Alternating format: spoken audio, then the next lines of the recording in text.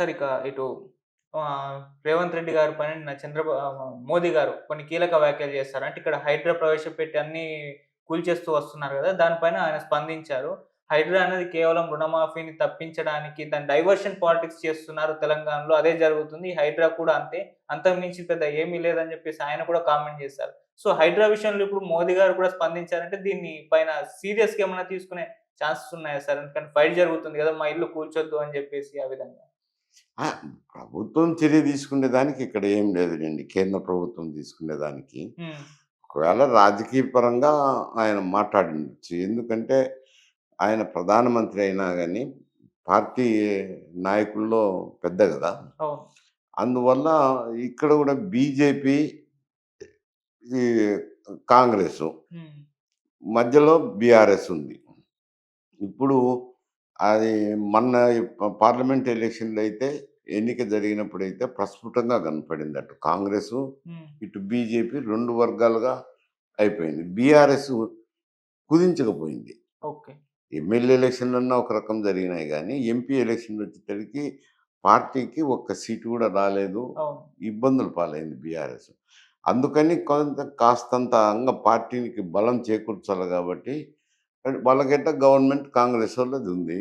ఇటూ బీజేపీ తరపున ఆయన గూడా మాట్లాడితే కొంత విలువొస్తది. బీజేపీకి స్టేచర్ పెరుగుతది. ఓకే. ఈ 2 పార్టీల మధ్యనే పోటీ అనేది ప్రజల్లోకి వస్తది అని ఆ విధంగా కామెంట్ జేసిండొచ్చు. హ్మ్. రాజకీయ దిక్కోణంలోనే కామెంట్ జేసిండొచ్చు.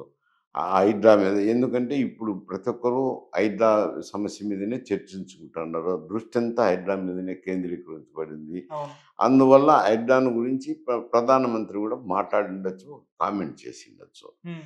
హైడ్రాది ఇప్పుడు మూసీది 2 కలగలిసిపోతున్నాయి. అవును. హైడ్రా అనేసరికి అది సెపరేట్ సమస్య. హ్మ్. అది చెరువులు, నాలాల్లోనూ ఏదన్నా ఆక్రమణలు జరిగింటే వాటిని కూల్చివేయటము. హ్మ్. హైడ్రా పని. ఓకే. ఇక్కడ మూసీ వచ్చేసరికి మూసీ నదిని పరిరక్షించే దానికి భాగంగా ఒక బోర్డుంది. హ్మ్. ఆ బోర్డు కార్యక్రమం అది. అక్కడ కాంట్రోవర్సీ వచ్చింది ఏదంతా మా మూసీ పరివాహక ప్రాంతంలో మార్కింగ్ ఇయడము దాని మీద వచ్చింది కాబట్టి అది బోర్డుకు సంబంధించిన వ్యవహారమే. ఓకే. వాళ్ళైతే రిమూవ్ చేయలేదనుకోండి. హ్మ్. కాకపోతే మార్కింగ్ ఇయడము అవును. ఇయన్నీ ఆక్రమణలో ఉన్నాయని చెప్పడంతో ప్రజల్లో ఒక విధమైన రియాక్షన్ రావడం. అది ఎట్లుంది అనంటే ఆ సమస్య గూడా సిటీలో ఉంది.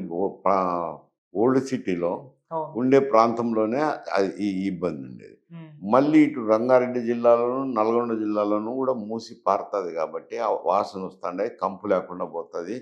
మంచినీళ్ళొస్తే పొలాలకు పెట్టుకునే దానికి బాగా అవకాశం ఉంటదని వాళ్ళందరిలోనూ గూడా చేస్తే మంచిదనేదే ఉంది. హ్మ్. రంగారెడ్డి జిల్లాలోను, ఆహ్, నల్గొండ జిల్లాలోను. హ్మ్. కాకపోతే ఈ ఓల్డ్ సిటీలో ఉండే ప్రాంతంలో ఈ ఆక్యుపేషన్స్ ఉండేది. ఉండే చోట అది రిమూవ్ జేస్తే ఈ పేద ప్రజానీకము కూలీ నాలి చేసుకొని కాస్తో గీస్తో మిగిల్చుకొని ఏదో స్థలం తీసుకొని ఏదో ఇల్లు వేసుకోవటమో ఏయో ఒకటి చేసింటారు కాబట్టి నష్టపోయేది మేమని ఇక్కడ రియాక్షన్ ఉంది. ఓకే. అది సమస్యను అన్ని కలబోసి చూస్తున్నారు. హైడ్రాను, హ్మ్. మూసి రివర్ బోర్డును ఒకటిగా చూస్తున్నారు. ఇక్కడ కూలగొట్టేదే కార్యక్రమం, అక్కడ కూలగొట్టేదే కార్యక్రమం. కూలగొట్టేదంతా హైడ్రానేనని అనుకుంటున్నారు గానీ హైడ్రాకు సంబంధం లేదు. ఓకే. మూసి రివర్ బోర్డ్ మీదయితే పాత సిటీలో అయితే రియాక్షన్ ఉంది. ఓకే. సార్ ఈ హైడ్రా పైన కాంగ్రెస్‌లోనే భిన్నాభిప్రాయాలు వ్యక్తం అవ్వడం మనం చూస్తున్నాం సార్. దానం నాగేందర్ గారు మొన్న మాట్లాడుతూ పేదల ఇల్లు ఎందుకు కూల్చేస్తున్నారు? ఎళ్లి ఐమాక్స్‌ని కూల్చుకోండి. అది కూడా చెరువులోనే కబ్జా చేసి కట్టారు గదా! అని అన్నారు.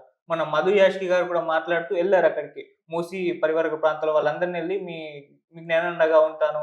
మిమ్మల్ని నేను కాపాడుకుంటా అని చెప్పేసి ఆయన. ఒకవైపేమో రేవంత్ రెడ్డి గారు కూల్చుకుంటూ పోతే వీళ్ళేమో ఈయన అగైన్స్ట్ అంటే భిన్నాభిప్రాయాలు వ్యక్తం అవుతున్నాయా? లేకుంటే ఆయన పూస్తే ఈయన మెల్లగా ఆయింట్‌మెంట్ పూసినట్టుగా వీళ్ళు కవర్ చేసుకుంటున్నారా?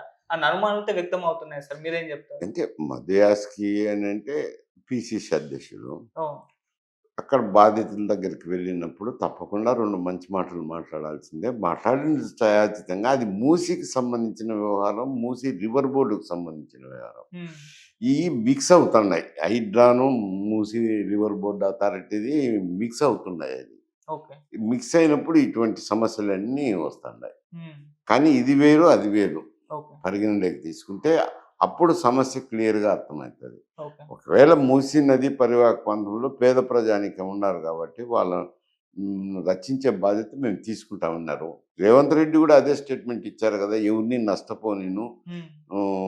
నష్టపోనిచ్చే పరిస్థితే లేదని అంటున్నాడు కదా. హ్మ్. ముఖ్యమంత్రి గారైనా అదే మాట మాట్లాడినారు, పిసిసి అధ్యక్షుడైనా అదే మాట మాట్లాడుతుంటే ఆ, ఈ దానం నాగేంద్రదైనా అదే కదా, పేదోళ్ళని ఎందుకు కూలగొడతారు అని. అవును.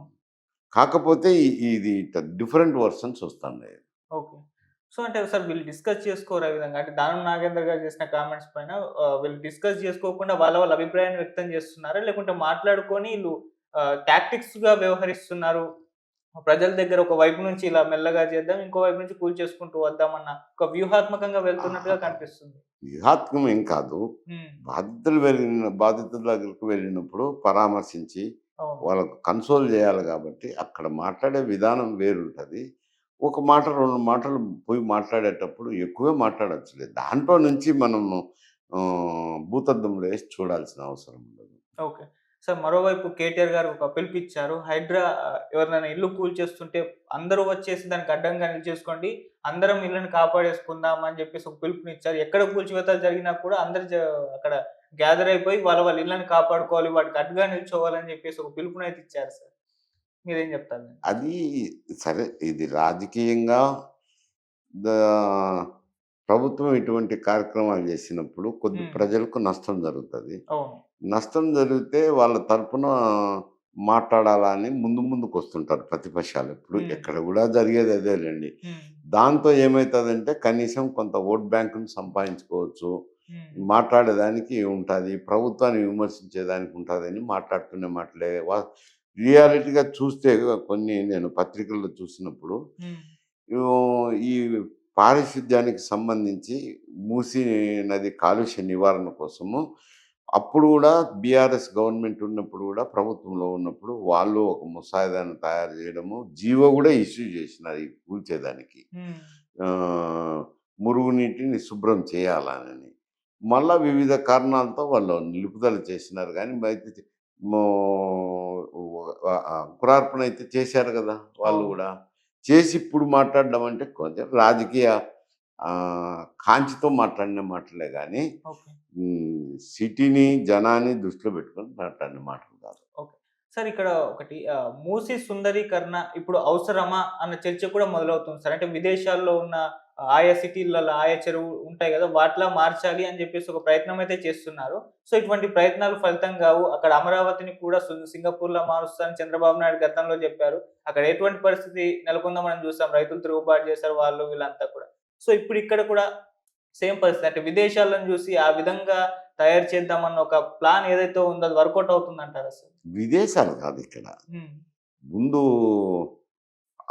సబర్మతి నదిలో ఇట్నే కాలుష్యం అయితంటే, హ్మ్. మోడీ గారు ముఖ్యమంత్రిగా ఉన్నప్పుడు సబర్మతి కాలుష్య నివారణ కోసం కొన్ని చర్యలు చేపట్టి, అక్కడ కాలుష్య నివారణ చేసినారని. అదే పద్ధతిలో ఇక్కడ గూడా కాలుష్య నివారణ.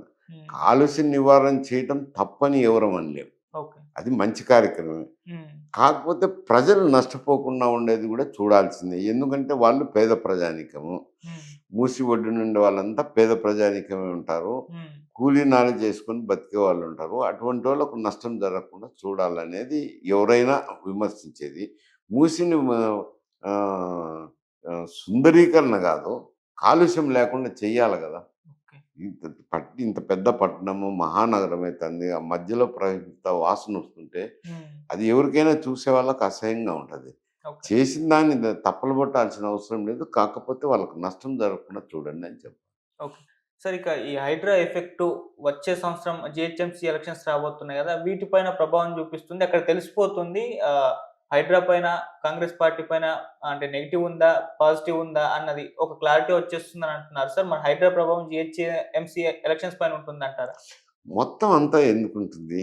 హ్మ్. ఏదో అది ఎవరైతే బాధితులుంటారో హ్మ్. అటువంటోళ్ళు రియాక్ట్ కావచ్చు. ఓకే. ఎన్నికల్లో ప్రభుత్వం చేసింది నష్టం జరిగింటది గదా, ఎవరికైనా గానీ. నేను మధ్య తరగతి కుటుంబీకుని. హ్మ్. ఒక ఇండ్లేసుకున్నాక ఇప్పుడు ఏదో వచ్చి హైడ్రా వచ్చి కూల్చేసిందనుకో, నష్టం నష్టమే గదా నాకు గూడా. అవును. నువ్వు ఒక పేదోడి కంటే నోరెత్తి, గళమెత్తి మాట్లాడతారు. హ్మ్. అతని తరపున కొందరు మాట్లాడొచ్చు. ఇక్కడ మధ్యతరగతి కుటుంబీకులు మిగతా వాళ్ళు కూడా నష్టపోతుంటారు కదా! వాళ్ళని గురించి మాట్లాడరు. అటువంటోళ్ళు నష్టపోయినోళ్ళు డెఫినిట్‌గా ఈ ప్రభుత్వానికి వ్యతిరేకంగా ఓట్లేస్తారు గదా! అవును. కొద్ది మేరకు ఉంటది. నష్టం లేకుండా ఉండదు అని చెప్పలేం. కొద్ది మేరకు ఉంటది. కాకపోతే సుందరీకరణ అయ్యి మంచి జరుగుతాందిలే అని ఓట్లేసి పాజిటివ్‌గా ఓట్లేసే వాళ్ళు తక్కువగా ఉంటారు. వాళ్ళు వాళ్ళ స్టాండ్ తీసుకుంటారు గదా! Okay sir. బాధితుడేమో అక్కసుగా పనిచేస్తాడు. హ్మ్. అది సమస్య. Okay sir.